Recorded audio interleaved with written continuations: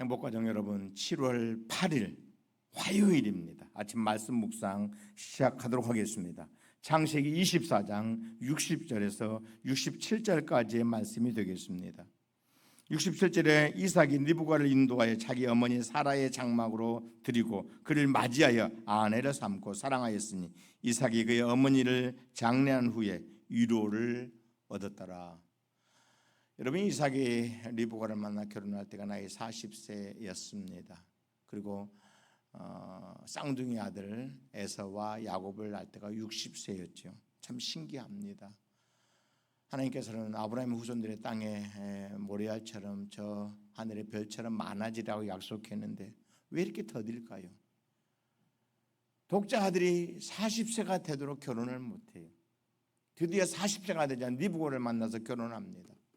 이뿐이 아닙니다. 또 아기를 20년을 걸쳐서 기다렸다가 쌍둥이 아기 에서와 야곱을 낳게 되는 거예요.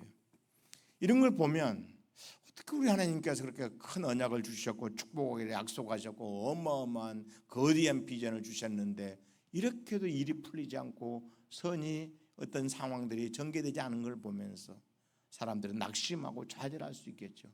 하나님의 살아계시면 어쩌면 이럴 수 있느냐는 거예요. 살아계신 하나님이 그렇게 약속까지 했는데 왜 내 삶은 이렇게 어려워야 되느냐 하는 여러 가지 생각을 안 할 수가 없는 그런 입장이 될 수 있어요. 그러나 우리는 꼭 기억해야 돼요. 우리는 우리 방법으로 일들이 이루어지고 하나님의 선한 의지들이 성취되기를 바라지요. 그러나 그렇지 않습니다. 우리 하나님은 하나님의 방법으로 당신의 뜻을 이루어 갈 뿐이에요. 더디 가도 하나님의 뜻은 선해요. 완벽합니다. 여러분, 그렇게 더딘 것 같았지만 결국 야곱의 12 아들들이 12지파가 되고 이스라엘 민족이 되고 그래서 메시아가 오게 되고 그 메시아를 통해 인류가 구원을 받게 되고 하나님 나라가 아름답게 완성이 되어지는 간격으로 나가게 되는 것을 본다는 거예요. 우리 인간 편에서 너무 급하다는 거예요.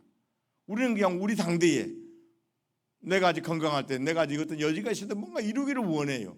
물론 그런 열심도 필요하지만 하나님의 뜻, 하나님의 시간, 하나님의 타임을 기다릴 줄 아는 그런 깊이 있는 영성도 우리에게 필요하다는 사실을 믿을 수 있기를 바랍니다. 드디어 리브가가 그 종을 따라서 가나안으로 들어오지요. 이삭에게로 와요. 그 당시 이삭은 부엘라 헤로이에 있었다 그랬어요. 참 신기하죠. 이삭이 저녁 때에 들에 나가 묵상하다가 눈을 들어보매 낙타들이 오는지라. 여러분, 결국 이삭과 리브가가 이때 조우예요. 부부로서의 만남이 이루어져요. 그리고 결혼이 되어지고 사라의 장막에 들어가서 사랑하고 위로를 받았다. 사라를 잃어버린 이후에 이삭이 처음으로 이런 따뜻한 위로를 받게 되었다는 사실을 오늘 본문이 지적하고 있습니다. 여러분, 참 어려운 일이 이루어진 거예요.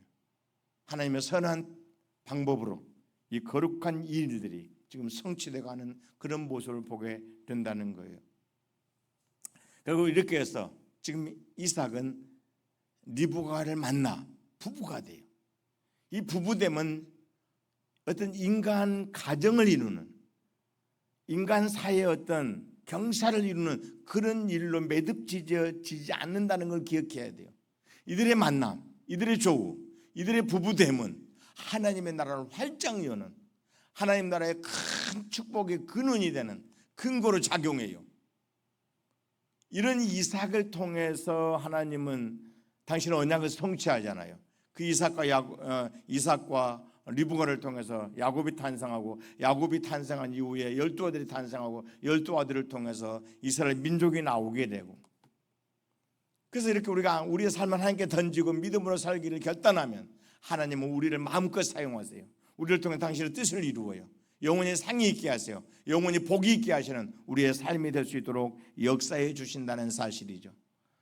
행복가정 여러분, 이삭이 리브가를 만나듯 그리고 그들의 결혼, 그들의 부부됨이 하나님 나라의 성취에 큰 역할을 하듯 저와 여러분의 모든 삶 초라하고 작고 부족하지만 우리 하나님은 그의 강한 창중에 우리를 붙잡으셔서 마음껏 하나님의 뜻을 이루어드리는 계기로, 기회로 그런 방편으로 사용할 수 있도록 여러분의 삶을 하나님께 허락해야 돼요.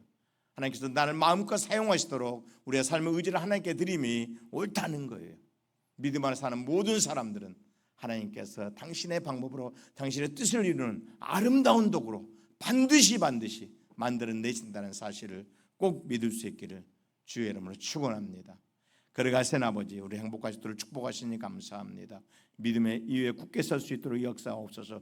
하나님을 철저히 신뢰하고 믿고 맡기고 나아갈 때 하나님은 우리를 통해서 당신의 뜻을 이루고 우리의 삶에 가치 있게 하고 복되게 하고 아름답게 하고 찬란하게 할 것을 믿습니다. 오늘도 주 안에서 그게 승리할 수 있도록 도와주시옵소서. 축복해 주옵소서.